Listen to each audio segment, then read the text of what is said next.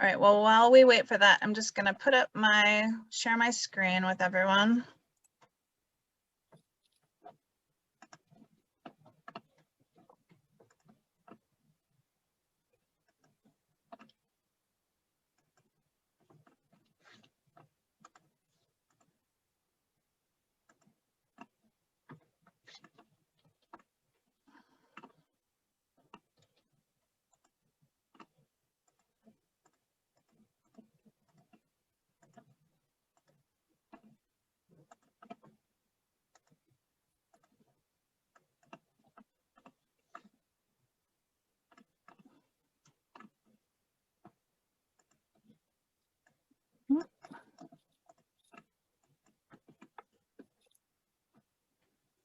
All right, Tita, are we live?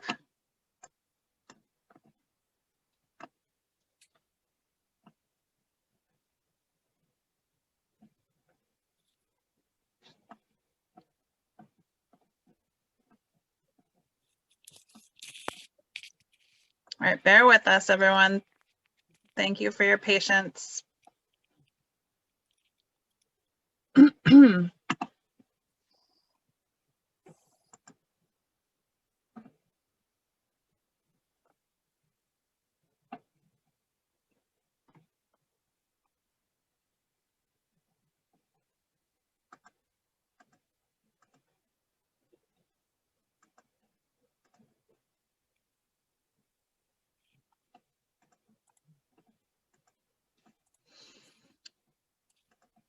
Well, I think we're just going to start and we will get on Facebook Live eventually. So I just need to let everyone know that this is being recorded. And so if you do have health information that you have questions about that require us to know details, you should not disclose it on this call. And we can definitely touch base with you afterwards to get your questions answered. So let's keep the questions to general items for the call. And I want to welcome everyone. So this is the second deep dive that we've done this year, and it's going to delve into pediatric dental benefits. And we have some guests on the call with us to help us figure out the intricacies of dental benefits for your children. So we have Julie Kogan and Laurel Long from Ameritas Dental. We also have Mary Jo Blomberg from Wellfleet Student Insurance. Those are the two plans that would be in play for you as grad employees at UMass. And we will go ahead and start walking through what this looks like. So I just wanted to start with, we often get a lot of questions from folks about when do you start taking your child to the dentist? So the American Dental Association recommends that your child's first dental visit occur within 6 months after their first tooth appears, but no later than their first birthday. So really, it's never too early to add your child onto your plan because you're really going for that first year where you're going to have your first dental visit. So people often go, well, my child's just a baby. That's okay. You should probably add them to your dental insurance. And it is very inexpensive to add your child or your spouse and children to your dental insurance with us. And then there's also the possibility of adding your family to your student health insurance. So we're going to take a look at what that looks like. Our first recommendation to you as a parent who's looking to take your child to the dentist is to check your coverage. So again, you have these two plans accessible to you as a grad employee, the Wellfleet Student Insurance and the Ameritas Dental Insurance, which uses the classic PPO and Plus network. So you're always going to want to provide the information for both of those plans when you go to the dental office for yourself and for your child. My second recommendation is for you to make sure you actually have the family plan before you try to use it. Some people forget and they sign up for a single plan. This happens all the time with dental and vision. And sometimes people forget to add their family to their student health coverage, which you do need to do every semester. For the dental and vision, you just need to do that once per year. Usually in September, when the academic year starts, that's when you'll want to reapply for your benefits through the trust fund. For the health plan, again, that happens every semester when you have a family plan. I've given you the fee breakdown for the family plan for the health insurance. So you would be responsible for 5% of the individual cost and the family cost, which comes out to $310 a semester. And you can add a spouse, same-sex partner, and children to age 26 to that health insurance plan. Dropping down here to the dental and vision, it's $100 to add your family to the plan. That includes all the dependents in your family, not $100 per dependent, just a flat $100 fee.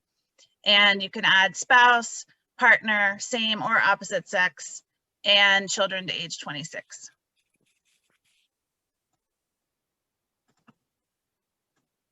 All right, so I want to get on the same page about some terms that are used in the insurance world, and this will kind of give you a glossary of how to interpret a bill that you get or the plan description when you're looking at what your benefits are.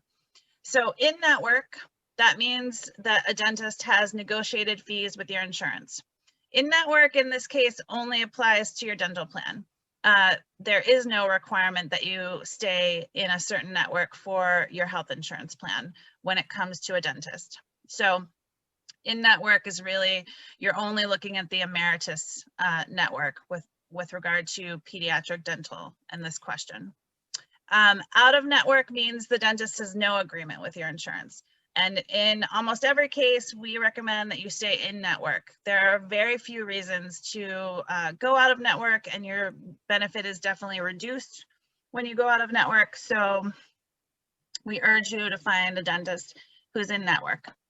Deductible is the amount of money that you will need to pay before your insurance kind of kicks in and starts paying according to the coverage levels that you have. So there are two different deductibles in play here, and we'll go into more detail about those in just a moment. There are also two different plan years in play here. So they're off by 1 month. So the health plan's plan year begins on August 1 of each year, ends on July 31st. And for the dental plan, the plan year is 9/1 to, did I just say August 31st? The health plan is 8/1 to 7/31. The dental plan is 9/1 to 8/31. So those are relevant with regard to whether you've met your deductible and whether your plan year maximum has renewed. So those will come into play later when we discuss how the benefits work out. So a little bit more about the student medical coverage and how it relates to pediatric dental. Mary Jo, do you want to walk us through this slide? Certainly. Thank you, Leslie. I'm Mary Jo Blomberg from Wellfleet. I'm the account manager for the UMass Student Health Benefit Plan. And under the student medical coverage, we do have a benefit for pediatric dental services, and it goes through the end of the calendar year in which you turn 21. That's when the benefit will end. Pediatric preventive care, even though it's pediatric, we say to age 21. I know you're saying, oh, I'm 21, I'm not, I'm not a baby anymore, but that's the age limit under this particular benefit. Pediatric dental is covered, the preventative services, are covered at 100% no deductible.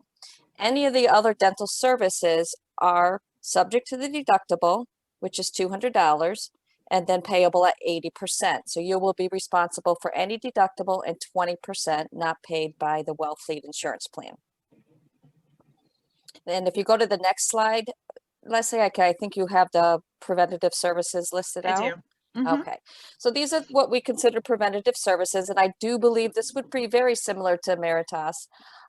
So basically your dental exams, full x-rays, full mouth x-rays, Prophylactic, that's your clean-in at the dental, topical fluoride applications, sealants, and space maintainers. So those are considered preventative and would be covered at 100%, no deductible under the Wellfleet insurance plan. And we did provide a link on the slide. So if you wanted to go and look at the plan on the website, you could go to www.studentinsurance.com/client/941, and that'll take you to the UMass landing page, and you can pull the certificate or the plan document to review the other services.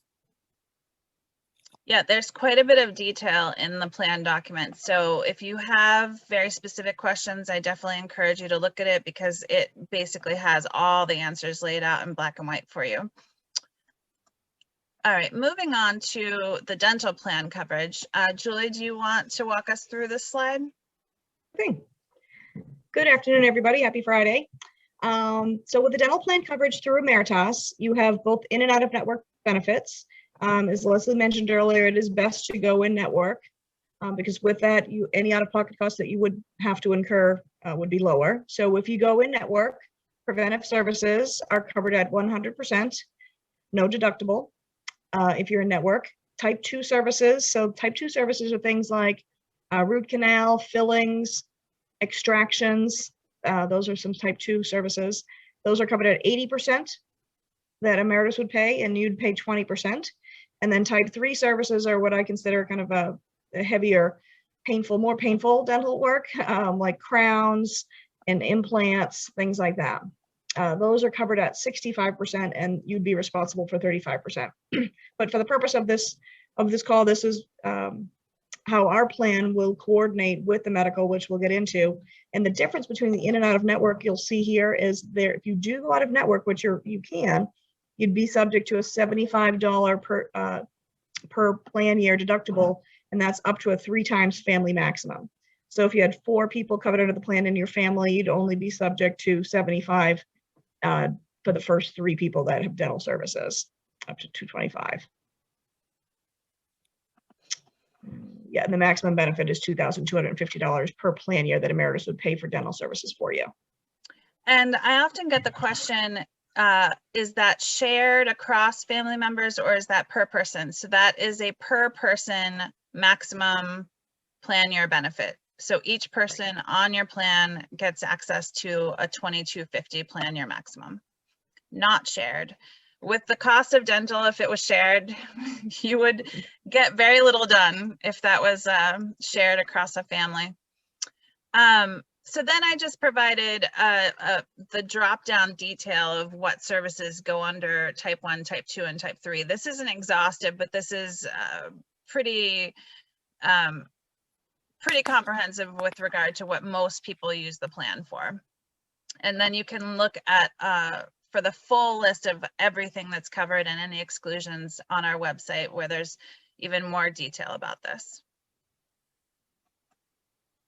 All right, so the next recommendation we have is that you choose the right dentist, which has been mentioned a couple of times already, but I don't think it can be mentioned too much because it really will save you money. So it's not so important who you choose under the Wellfleet plan, but it is important to try to stay in network if possible for the Emeritus plan. So what I've done is I've pulled just a handful of sample pediatric dentists that are in network for Emeritus. And again, this is just a sample. I'm going to send a full directory of pediatric dentists to everyone on the call after, so that you'll have that in front of you. And you can always go to emeritus.com and use the Find a Dentist search engine there, put in your zip code, and have it filter by pediatric dentists. You can even have it filter by who's accepting new patients, and it will give you a PDF of dentists who are in network. Again, our dental plan has nationwide coverage, so nationwide network. You should be able to find someone in the zip code wherever you're located. I know that's important, especially this year when a lot of people are working from locations other than Massachusetts. So don't worry if you are out of state, you should be able to find an in-network dentist. Next, so basically everything we're talking about today is coordinating coverage, coordinating the coverage you have under two separate plans, the Wellfleet medical insurance and the Ameritas dental insurance. So in this case, the dental plan is going to be secondary to your medical insurance. You want to be upfront when you go to the dentist that you have these two plans and give them your plan information for both plans. And you want to ask that the medical be billed first and that the dental be billed second. That's even if you think the medical is not going to cover it. That's even if you think that the dentist won't take it. You just want to ask them to submit the claims to both plans, the medical first and then the dental, because there are a lot of different things that get sorted out between the two plans. And you want to make sure that the insurance companies are both looking at what you're being charged and that the maximum benefit is being applied in both cases. So I don't know if Julie or Laurel, you want to jump in and just explain a little bit about what it means under submit the claim to Ameritas second when it says even if the medical pays in full. Do you want to just touch on that? Like, why would someone do that? Right, so I can touch on that a little bit. So you would want to submit your claim to Ameritas even if medical pays in full, because when you submit it to Ameritas, what that is going to do is we will see the benefits that we would have paid if medical had not paid it in full, and that will go to benefit credit. And you can establish benefit credit. And benefit credit, it's not in addition to your annual benefits. It contributes to your annual benefits. But when you have benefit credit, those dollars can be released on services that might not otherwise have been covered. For instance, let's say if your child has already met the frequency for the number of fluorides that they can receive during the plan year, and they happen to get another one, ordinarily that fluoride might be denied due to frequency, but we could use these benefit credit dollars and pay for that fluoride that we would not have otherwise. All right, and what does it mean when we say submit the claims to medical first, even if the medical benefits will go to deductible? So you'll want to submit your claim to the medical first, even if you think that those benefits are going to go to your deductible, because that way you are meeting your medical deductible. And as claims come along in the future, then your medical deductible has been met and your medical benefits will start to kick in. So it's a good idea. That, I mean, that's the way to get the most out of your medical plan and out of your dental plan. So yeah, we wouldn't want you to foreclose your ability to meet your deductible, even if you don't think that anything is going to be paid against your dental bill by Wellfleet, because that will satisfy your deductible for the next thing that you might have under your insurance plan that requires you to meet the deductible. So I think that was a great kind of hidden bit of information in this presentation that I wanted everyone to make sure they understand, because it really does kind of take thinking through beyond this dental visit to your other visits that might come down the road and really making sure that you're maximizing. All right, so pre-treatment estimates, we always recommend that everyone ask the dentist for a pre-treatment estimate when they're having anything other than preventative and diagnostic services done. So when you're looking at something like a filling for your child, or you're looking at something more involved than just your basic exam and cleaning and x-rays, the pre-treatment estimate will have your dentist submit the codes for the procedures they'll be doing to Emeritus, and Emeritus will send back a detailed in writing estimate of how your benefits will apply, what the dentist is charging, and what your responsibility will be. So I always urge people to ask for the pretreatment estimate. An in-house estimate that the dentist prepares is not the same because they make some assumptions about the benefits that might not be accurate.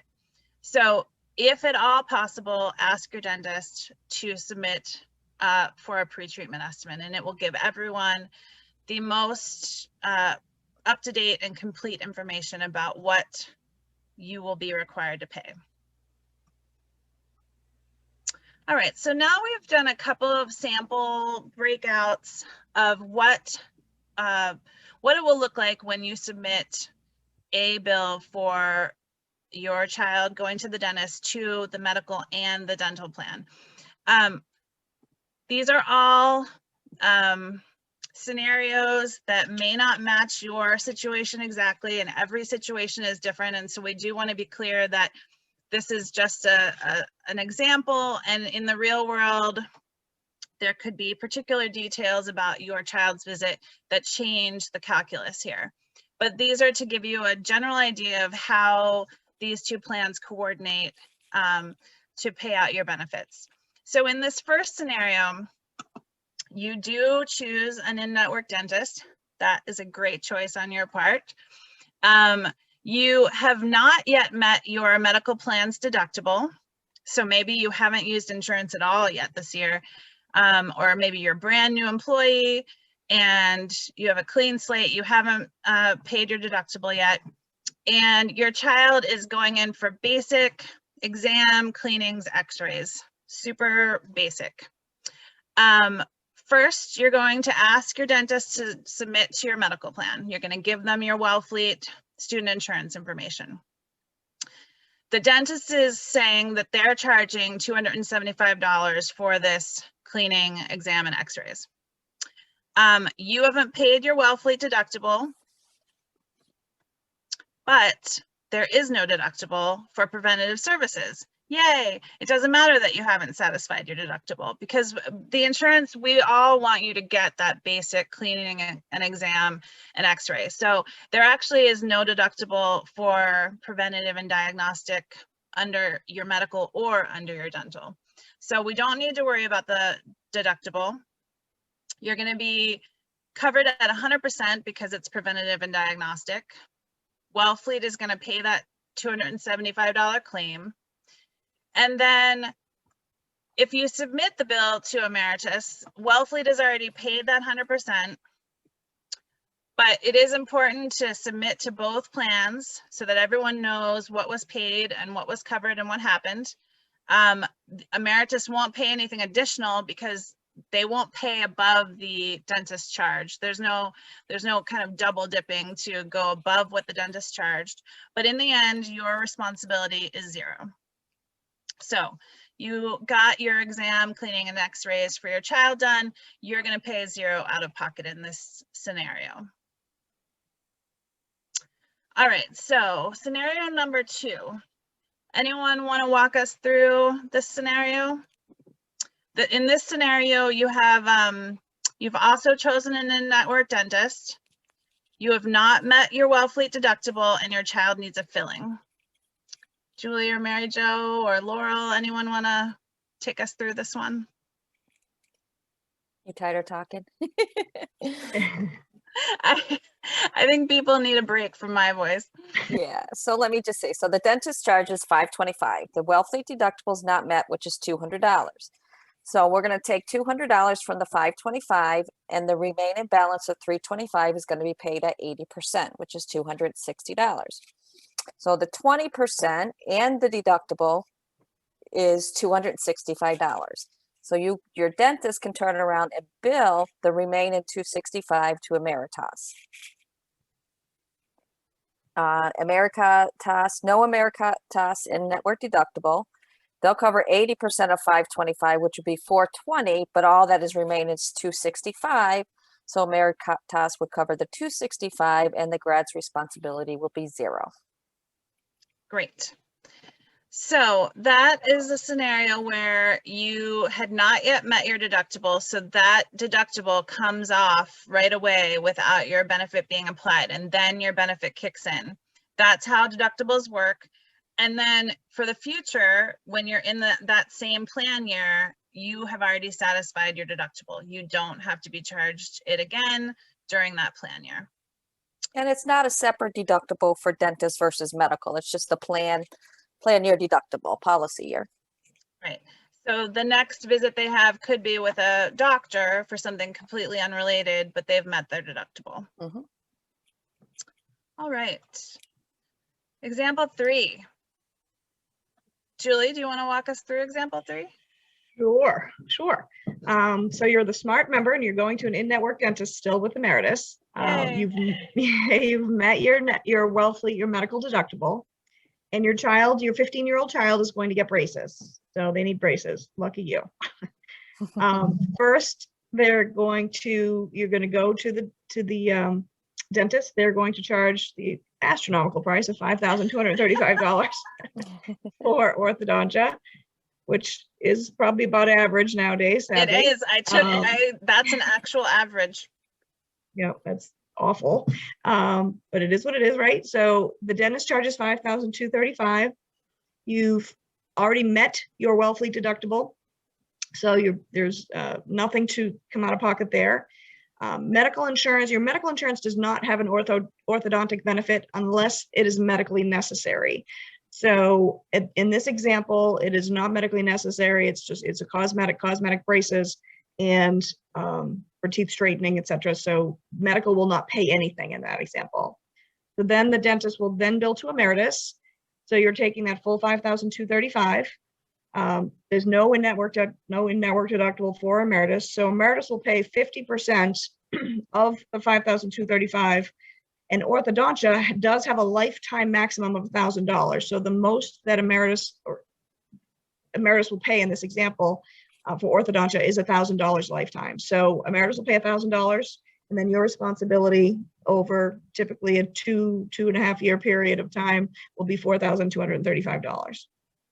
And they're typically, I said the two and a half years only because normally dentists will break out and set you up on a billing plan for 24 months. Yeah, I was going to jump in with that billing plan because I'm sure that number is terrifying to most people. So yeah, there are payment plans for orthodontia. It is an expensive service.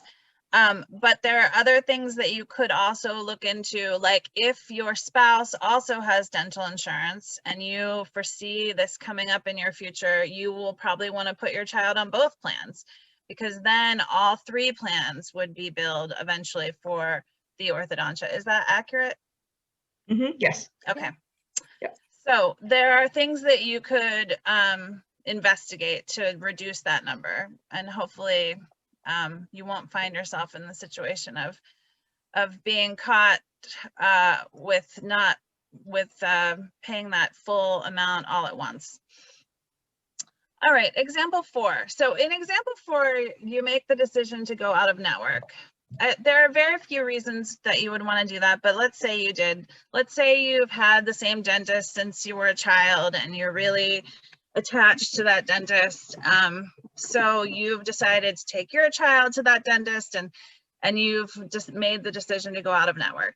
There are still benefits available to you. They will not be the maximum benefits. So we just want to make sure that you're aware of that when you make that decision. And in this scenario, your child has impacted wisdom teeth, which happens a lot in the late teen years and early 20s. And we just did a presentation on that as well, because that is an area where both medical and dental applies. And it also affects a lot of grad students too. So impacted wisdom teeth, you should definitely familiarize yourself with the benefits available to you as the grad student, but also for your children. You're first going to build a medical plan, and the medical plan does have a benefit for impacted wisdom teeth for under pediatric dentistry. So the dentist in this example charges $1,220.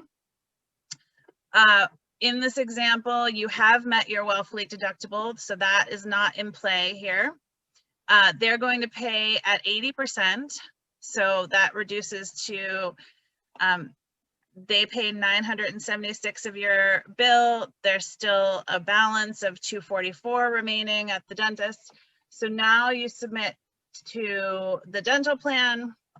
You do have a deductible here because you went out of network. So that's that $75 that you need to pay.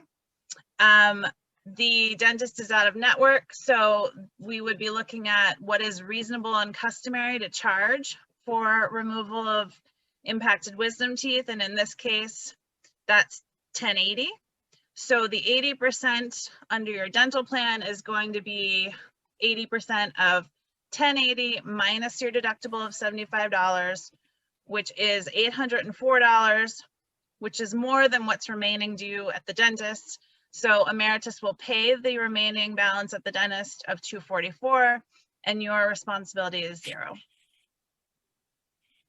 right, I think I'm going to pause here just after all those examples to see if there are any questions before we move on.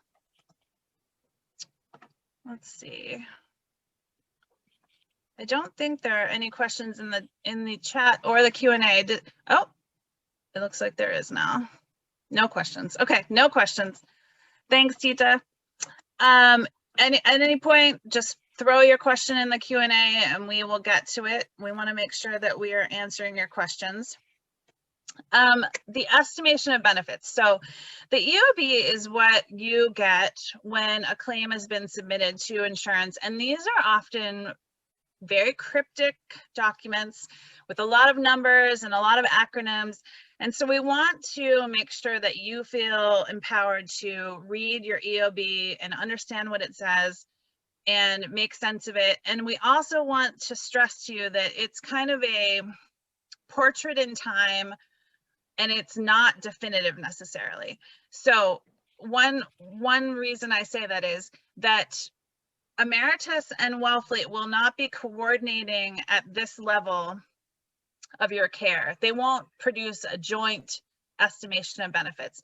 So what you'll receive is a picture in time from each insurance company that doesn't necessarily show how your benefits interact. So this EOB is showing just a claim that was submitted to Ameritas.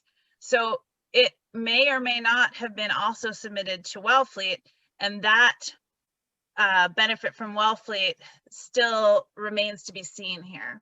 So you can't take this as a definitive, I'm going to have to pay X. And that's why it always says this is not a bill, because this is a moment in time and could be in conjunction with other claims that are being processed. And so my advice is not to panic when you see the EOB, because it is not a bill and all of your coverage may not have been applied yet.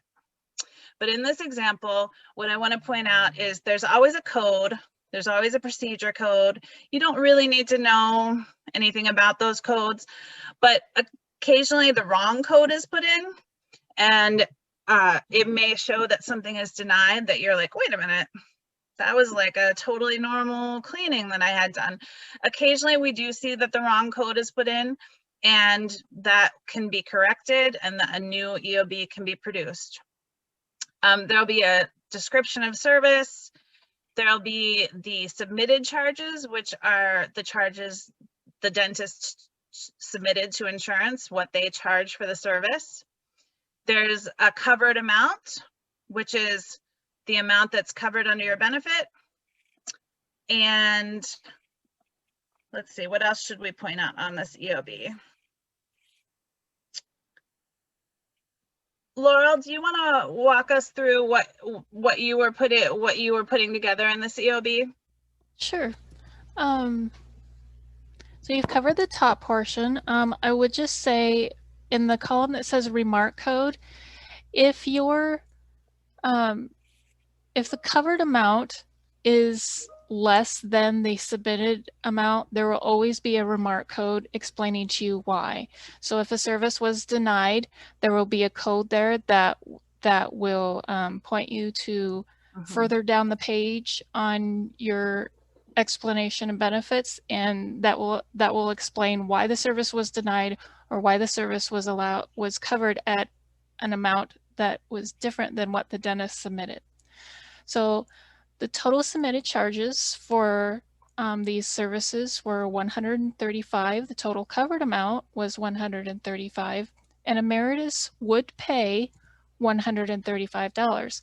This is an example of a explanation of benefits where this particular bill was sent to the primary carrier first. So maybe this one was sent to the medical carrier first, and it shows under the above the red line there what the other coverage covered. So we enter in that amount, and that leaves $27, which is the amount that we would pay. So you might wonder, well, what happens to the rest of that if we were going to pay $135 and we paid $27? Well, above the green line, that is showing that benefit credit that I had talked about earlier, where those are those dollars that we will release in instances on services that perhaps might not otherwise have been covered. Great, thank you. And just to clarify, so the total charges were $135. In this scenario, your other insurance already paid the dentist $108. So that $108 has already been paid, and you are responsible for $27 at that point, which is what Emeritus will pay. So in this scenario, you pay $0. Could I ask a question? Yeah. The benefit credit, is that available in the same plan year, or is that something that's carried over to the next plan year? That would be within the same plan year. Okay. So And if my benefit was $1,000 and I get the benefit credit of a 108, is that added on? Is that what that means, the benefit credit? No, it's not added on to your maximum. It is included within your maximum. But the difference between benefit credit dollars and your regular maximum dollars is that the benefit credit dollars can be released on items that we might not otherwise cover. So for instance, if something is denied due to frequency, like if you already had the number of exams that you were supposed to have for that year, and you maybe you had a toothache and you needed to go get another exam, that would be an example of something that ordinarily we may have denied, but because you have these benefit credit dollars, those can be released on that exam that we wouldn't otherwise have paid. Okay, so that's done at your level. So the member doesn't have to say, oh, I have a benefit credit. Can you use it for that? Correct. Our system automatically knows that and will automatically release that benefit credit whenever it's applicable. Yep. Okay, thank you. I'm going to stop also to answer a really great question. So someone asked, they've already been to the dentist 3 times in January. They only let them know about the Emeritus insurance, but not the Wellfleet insurance. Should they be providing both plans only in the case of pediatric services or for adults as well? So that is a great question. I recommend providing both plans to your dentist always, whether it's for you or for your child. The benefits under the health plan are more limited for you than your child. They really only are with regard to impacted wisdom teeth, but just give them both plans, have them bill both plans, and that will just ensure that you aren't kind of foreclosing the possibility of coverage that may exist for you. Would everyone agree that that's the best advice? Mm-hmm. Yeah, so I mean, the pediatric benefit is more expansive, covers more things. And that's why we're really hammering home that you should provide the dentist with both plans. But again, there is that impacted wisdom tooth benefit under the health plan. So it's really not going to hurt you to give both plans to the dentist when you go and have the 2 insurances sort out what is owed and what is what your benefit is. As another example that's slightly different, but I just counseled someone who is a postdoc with our dental plan. So they're a spouse of a grad student on our dental plan. They're on the family plan with Emeritus. They're also on their employer's plan. And they thought, oh, well, my employer plan is better, so I'm not even going to give them the dentist, the Emeritus plan. And I said, wait. That's crazy, because you have two benefits. And so what you need to do is first give them your employer plan and also give them your Emeritus plan, and they'll bill both plans, and you will save money by doing that. Unless your employer plan is going to pay 100% of everything, there's absolutely a great reason to submit it to your secondary plan and have them pick up anything that isn't covered. And also now there's this benefit credit. So you could also, that could come into play by submitting it to Emeritus. So you definitely want to, if you have coverage, give the provider the coverage information and have them submit it. All right, let's just check and see if there's any other questions.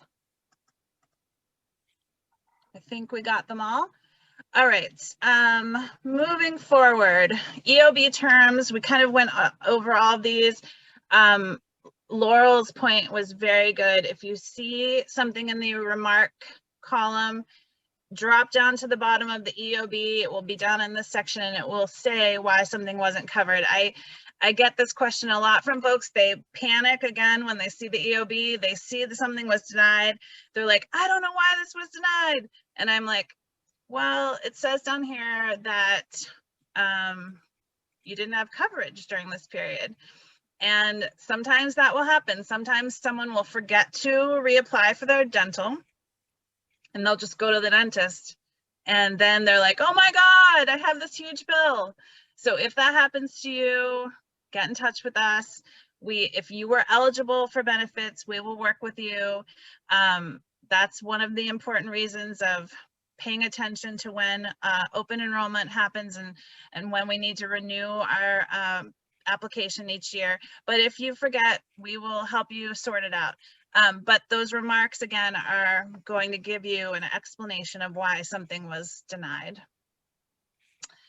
Something else I recommend to everyone, regardless of whether you're just taking your child to the dentist or whether you're going to the dentist, registering on both of the sites, Wellfleet and Emeritus, registering on their websites will just have you poised and ready to have access to all the information about your plans, to see claims as they're being processed, to submit things if you need to submit an out-of-network claim, to understand what you've used so far in terms of your benefits. So I recommend just registering as soon as you're enrolled and just getting it out of the way and not waiting until it's crunch time and you are in the dental chair and you don't know if you've met your deductible, you don't know what your benefit is. Just get it done. It will also allow you to download an ID card, to know what your group number is, all these kind of essential pieces of information. So these are the instructions to register on the Emeritus site. You'll go to, if you go to wellfleetstudent.com and then put in your school, which is UMass Amherst, it will take you to this URL. This is what the screen looks like. Up here in the top right is where you need to click to go to My Account Graduate and then create a new account. Super easy. Very similar situation over here at emeritus.com. You'll sign in. If you're a first-time user, on the right, you'll see where you can register. The next page will ask you, you'll click on dental, vision, and hearing, and then member sign in.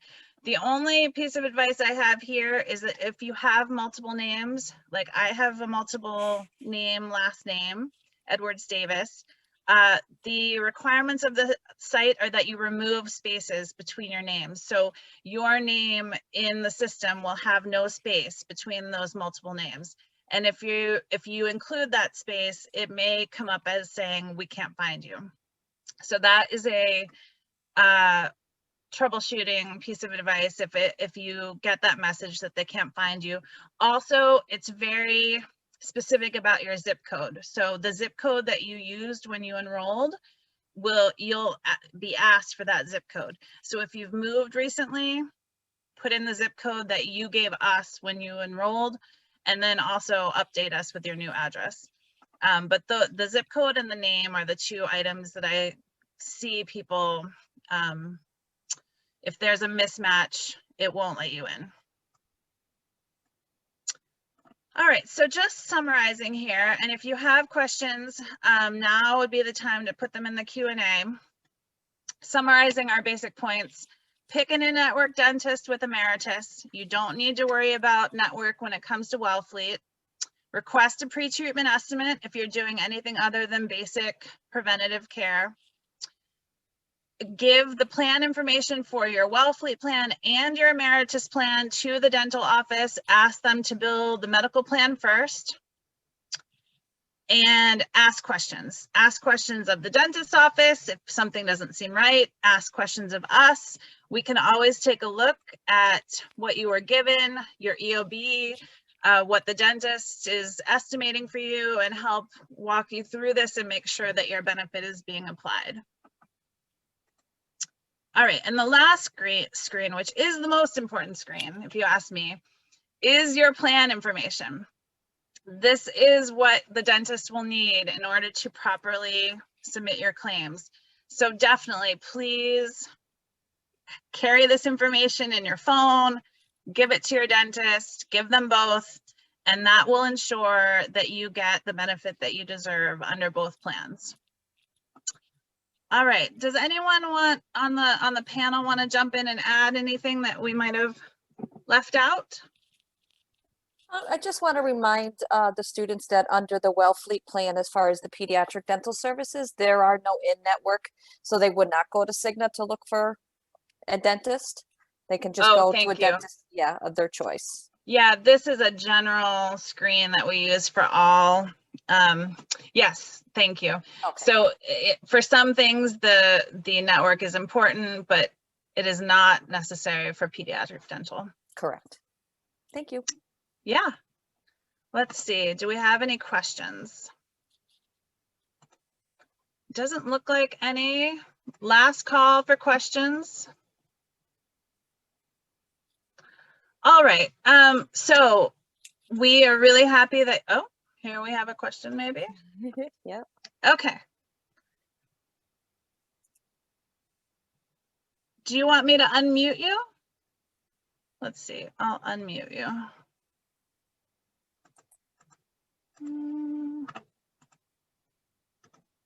Okay, Jorge, if you want to go ahead and ask your question. Yes, thank you. So yeah. I went to the dentist, and once I received the service, I paid like $120, and then I received the claim through the Ameritas Insurance email, asking me to check the claim. It says that the amount that I should have paid was less than what I already paid to the dentist.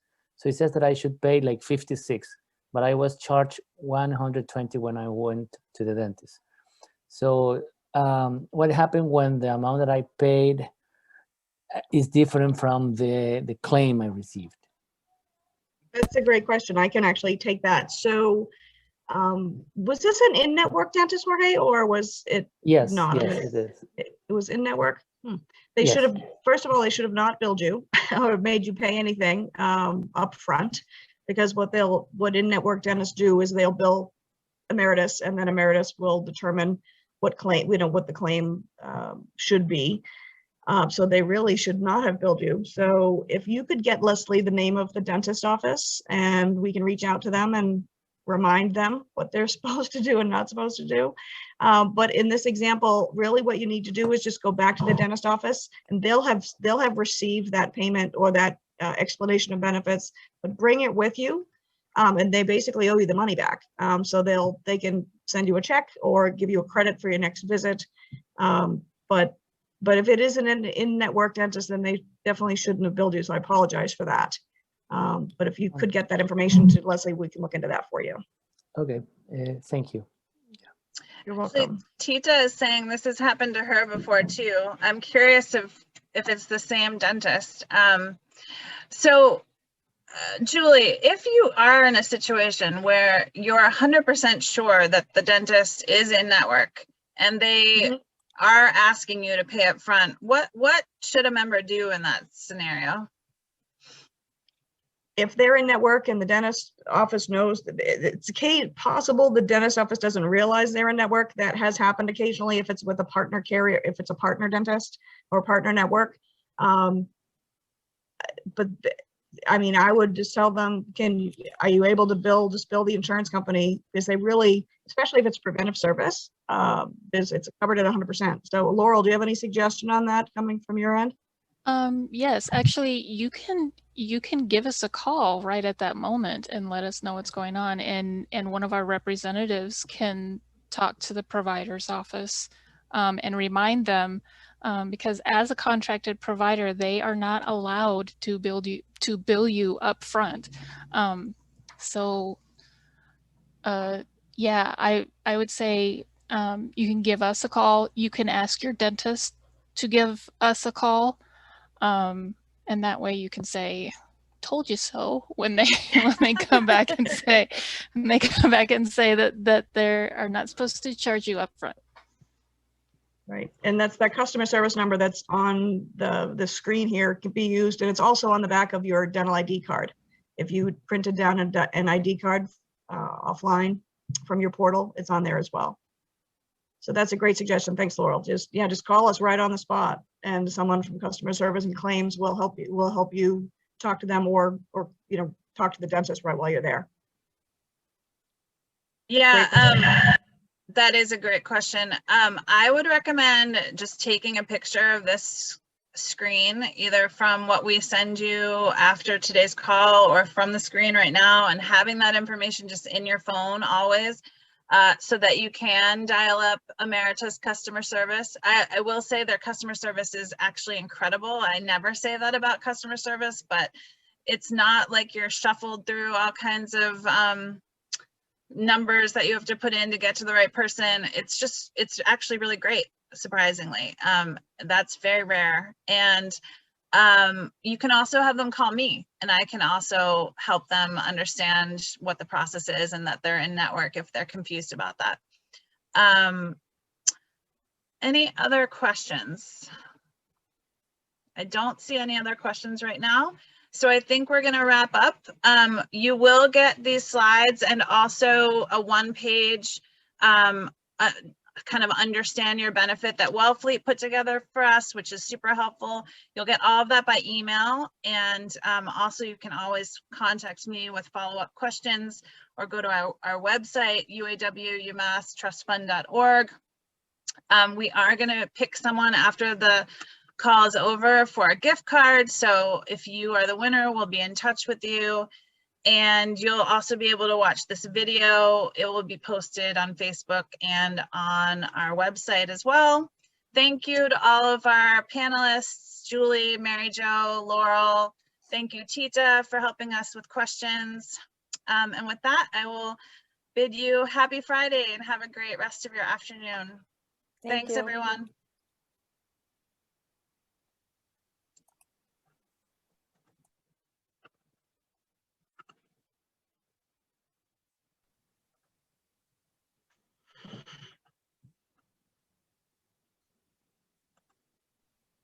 I have the winner, but I don't know if we want to stop the recording. Yes.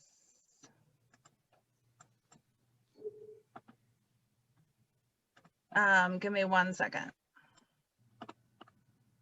Or were you able to stop it? I think I wasn't logging my Zoom, so unfortunately,